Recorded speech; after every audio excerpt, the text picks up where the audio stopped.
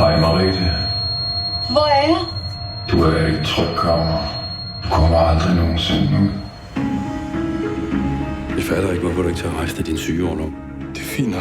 Jeg har faktisk godt med at komme tilbage.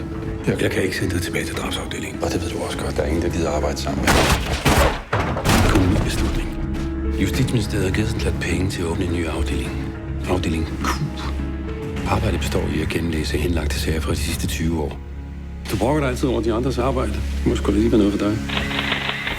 Du får tilknyttet en assistent. Hej, Assad. Sig til, når du ved, hvad for nogen sag du vil starte med, så. Mariette Lynggaard, kan du huske hende? Ung, smuk. Ikke? Kom ud for den færge der.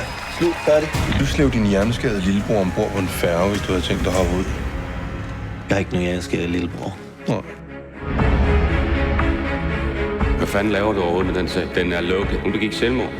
Hvis jeg bliver myrdet, vil du så ikke love mig, at du ikke tager den sag?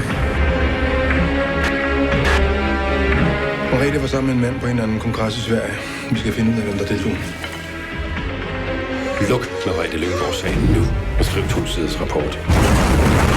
Mariette, har du lyst til at se, hvem jeg er?